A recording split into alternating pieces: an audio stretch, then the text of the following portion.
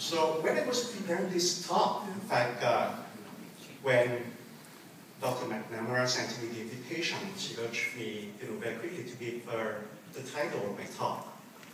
I'm honored today to replace Madame Tunutinen, who should have been here today. So it was in the urgency mode. I didn't know what I'm going to tell you. Just say, okay, I'm going to tell you about the story of my life, what I'm striving for, and what makes me come back to Vietnam and contribute to the change in Vietnam, to the development of Vietnam.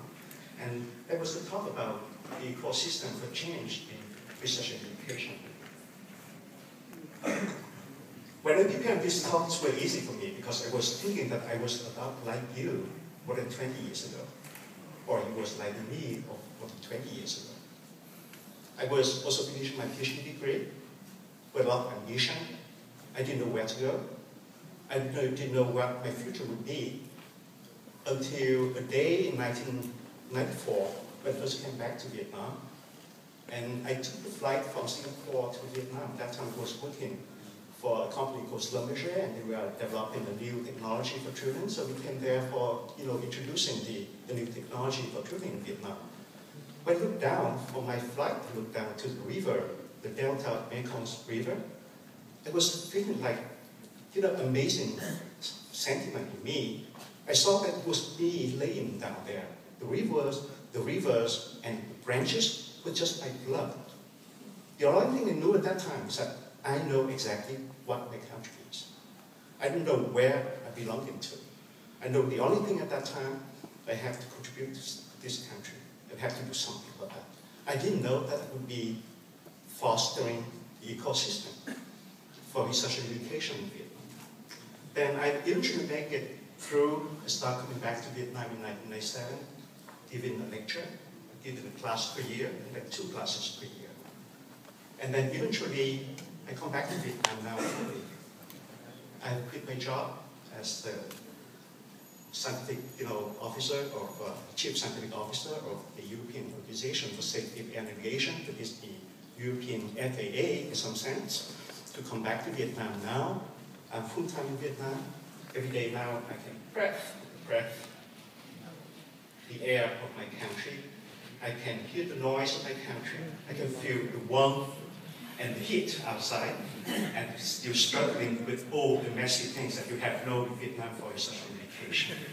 And I love it and enjoy it. I would like to share with you today my experience and what I'm fostering for. It took me somehow more than 15 years to make it happen. I'm sure that 15 years more, I would hear a lot from you that you would do the same like me, or you would do much better than me, leading the change in Vietnam, leading for the betterment of our society. So what I'm talking with you now is nothing political. It's nothing theoretical. Just something that comes from my heart. The term ecosystem was casted in 1936 by Arthur Tansley to define the system of interacting biological components and the environment in which we live. So we are talking about the ecosystem for change in research and education in Vietnam. It involves the environment, the human and organizational components that interact together for the ultimate mission of providing the human resource, high-quality human resource and intellectual for the society. This workforce must be able to meet with the need of the society. So why do we need to make the change? I am fortunate enough to have been in Vietnam teaching and working with many of you here for 15 years. So when I first came back to Vietnam in 1997, gave a lecture, a very technical lecture about computer vision. And then I can see in your eyes that you are thirsty for the knowledge, for the new discovery in the world. But in 2006, when it was given the advanced program in computer science that Dr. Tin Yung was talking about, I discovered new things. Because I look in the eyes of the student and understand that you are looking for something else. No more about knowledge, but what you need would be your skills, about the methods, but of how you work. Not only just the knowledge, because you can find it in the internet. You can find it with advanced technologies. Today, technology has changed a lot in your life. So the West changed the new order that introduced by the globalized knowledge-based economy, accompanied by the advances of internet, the mobile communication devices, and digital technology. Why the hell education is stay the same? We have to change. And at the root of the challenge in the knowledge-based economy is educational system. So we said that, okay, we fail to keep pace with the changing needs for the 21st century, learners and the employers in some area of the world. Is that the same in Vietnam? I think we have been criticized a lot about what we are producing. So today's higher education has changed a lot. It changed the form, it changed the way that we are doing that. And to foster the change in that, what we should do. So what I discovered from my experience in Vietnam by teaching at the postgraduate and undergraduate levels is that we have to change from our... So we have to change from teaching to coaching. Why do we have to do that? When it was given the responsibility of the advanced program in computer science at the University of Science of Vietnam National University in Ho Chi Minh City, I mentioned to you, and look at the eyes of the student, you know what they're missing, right? They're not looking for the knowledge anymore. They're looking about what they could be in the future, what they have, what would help them to sustain their ability to work in the future. And that is what we needed at that time, understand, was the critical thinking skills, the communication skills, problem-solving skills, and self-directed learning, lifelong learning skills. I think some of you sitting down there have been my students since the very first year of your university, right? Okay, so that's how we brought them to them, and they are actually one of the fellows sitting over here. I could say there will be some more, right? So the results we obtained with the initiative to introduce into the curriculum was change has been more than expected. I'm very proud of that, and that's the reason, one of the reasons for which I have decided to come back to Vietnam, totally, because I know that will give a sense to my life. Okay, they have been determined to make a decision to go back to Vietnam.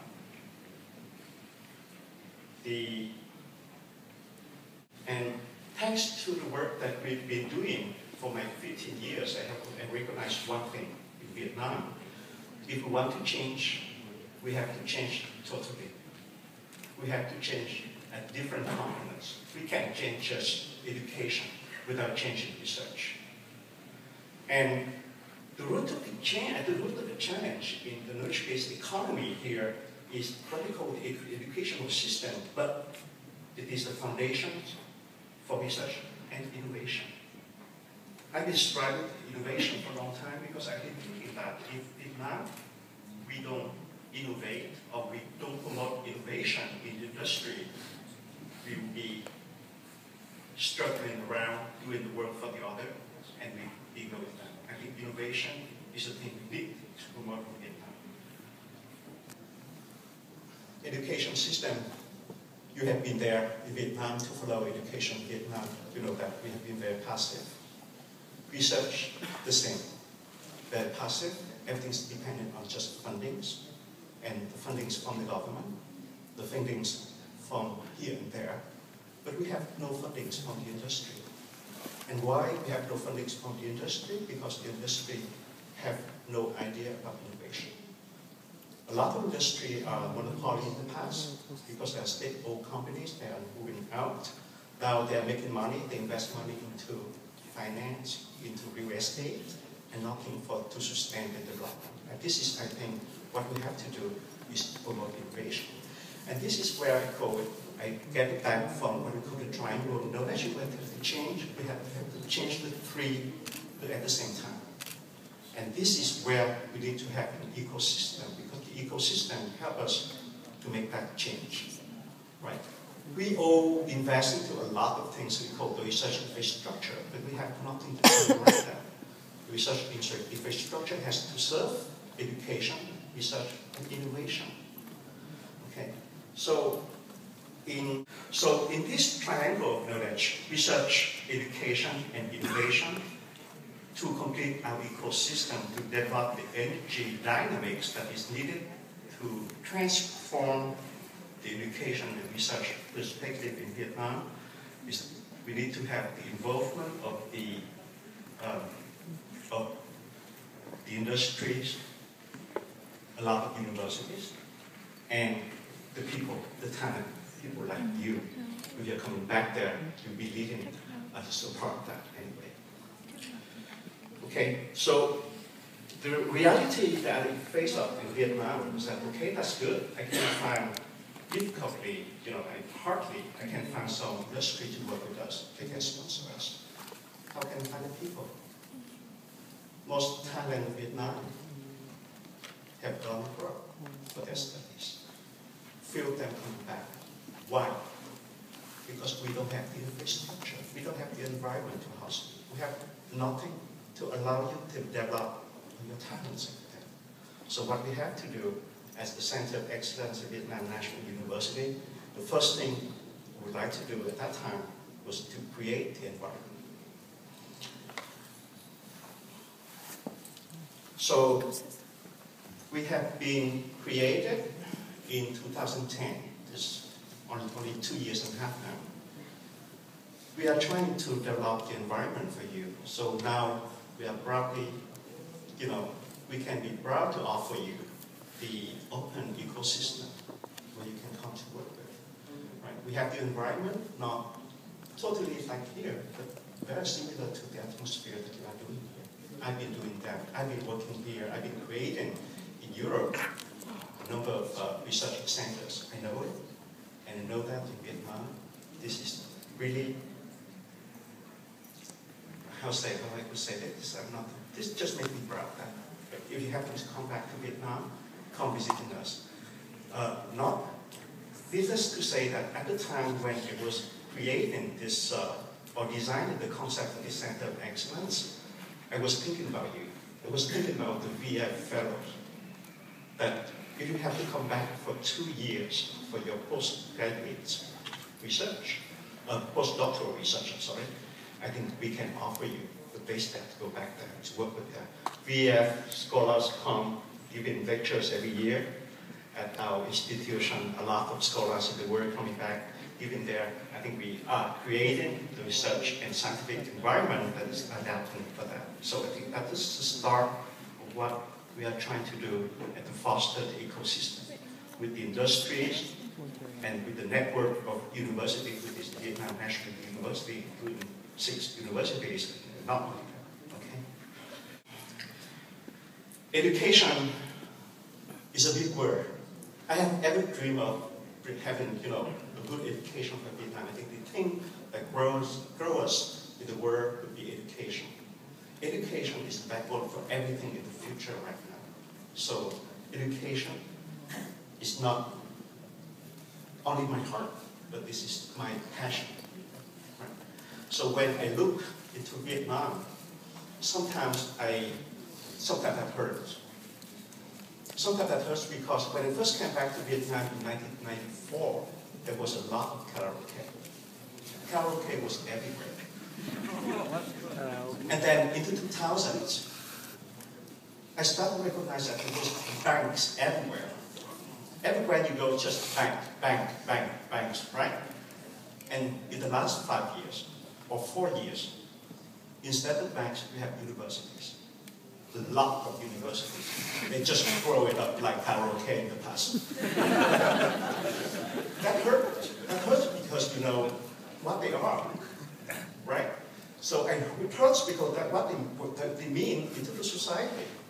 So, it hurt, and this is the reason I asked you if you happen to come back to Vietnam, join and lead the change in Vietnam for education. I think that is very worth spending our life and just giving a sense of our life to that.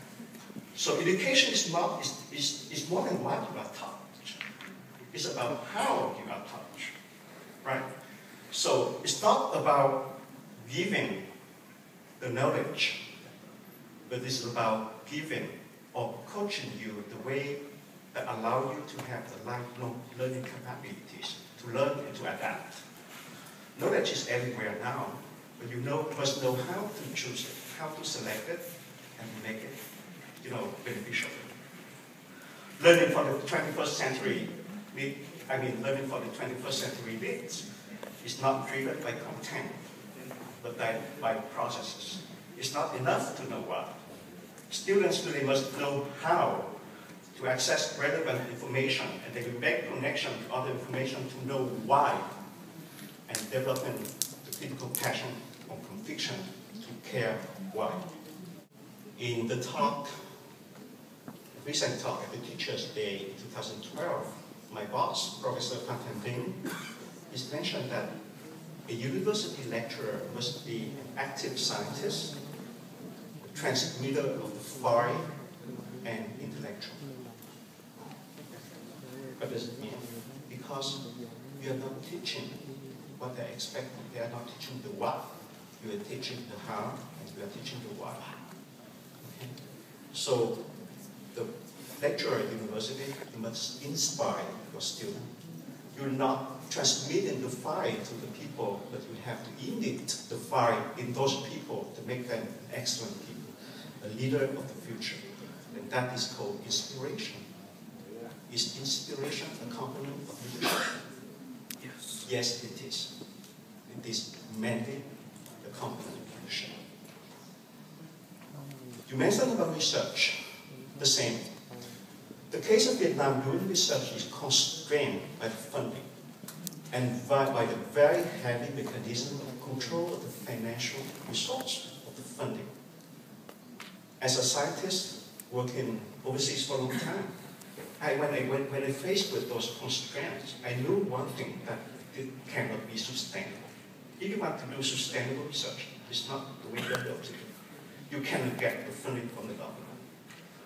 If you get the funding from the government, you tie up the constraint and free up the talk about the vision about the future and how you are creating new knowledge. Because in the contract with the government, you have to commit for what you will be doing. And doing research, you all know that. You don't know what it will become, right? You know that you go to that direction, but then it could happen that you get something else, not the thing that you are looking for. So, similar to education, research is not only on the what you are doing, but essentially on the why you are doing that and what for. So, in the why you are doing that kind of research, you have to think and you have to observe into the nature of the problem, and not just about the problem. You can solve the problem on the surface. You have to solve the problem on its nature, and to understand what you are doing would be useful for the society. What would be useful, right? The change again from the habit of what to the change of the why, and this is what I'm looking for. And you said that in doing that kind of research, you must have knowledge and vision. Is that another component of leadership? Yes, it is. Vision is fundamental to leadership. Knowledge that will help you to have very fixed, very good vision of the future. Next is about innovation, the third part in the triangle of knowledge I would like to talk with you. So I talked to you about why I'm striving for innovation. And this, in fact, as a matter of fact, it is one of the reasons I want to go back to Vietnam is to go up innovation there. Right? So innovation is difficult. It's not easy at all. And we have had a lot of experience here in the US and in Europe about innovation.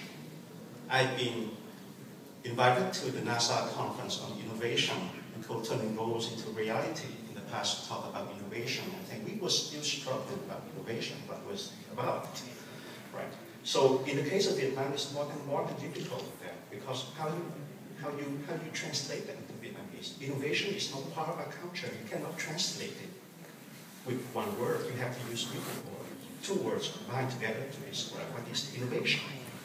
So what I believe, truly believe, is that research combined with education will be a solution to what we are actually having in Vietnam for what we call research fundings and sustainability of our research activities. So we used to have what we call the pitfall of the value debt in the middle of the picture you could see here, right? So you have, on one hand, you have the research activities, which is public funding or university funding for research. And on the other hand, you have what we call the industrialization or commercialization. Innovation is a combination of two things. It's a combination of an invention and the commercialization or the social adaptation of that invention, right? So what I'm promoting in Vietnam is to have the double penetration. That means industrial can be also involved into the research and research involved into the industrialization. And that's the reason for which you guys, if you are going with the startups or you go into the corporate sphere, what we call, it's still in the triangle. Because innovation is essential to your startup, to competition.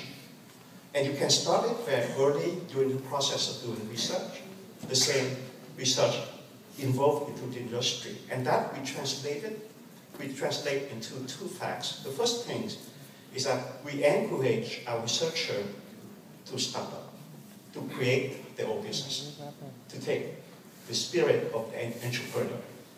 At the same time, we encourage and we try, in fact, it's real tough in Vietnam anyway, to have the kind of partnership we call the open partnership with industry and working together. And we help them and they help us to, to avoid what we call the dead valley of the technology transfer, we used to say. However, innovation is more than the key for industrial competition. It is also a catalytic for social change, and that is important. The catalytic for social change, we can make innovation and make change to the society, and not only for competition, not only for money. To do that, we say integrity. So is integrity another component of leadership? Yes, it is. Yes, it is. So what would be the need? What are the needed dynamics for the ecosystem to foster, to make the change into research education in Vietnam? Is that the leadership for change? If you look back at that one, we say the three components that would be needed. That would be integrity, knowledge and vision, and inspiration. And that is what we call the triangle of leadership, the leadership triangle. The only thing I put in here, I think I would like to transmit to you and to talk with you, is that I have the heart in the middle of that. And doing the change in Vietnam is not only the leadership in there, but that's also the heart to make that change happen.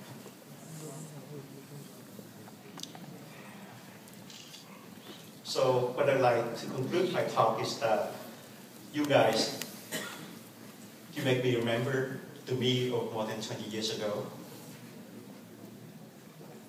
The only thing I would recommend to you is to develop your leadership capability in you and give in your life a real value, a real sense of life. This is what I'm giving to myself and appreciate it a lot. I know that you guys will be able to do that, and more than able to do that.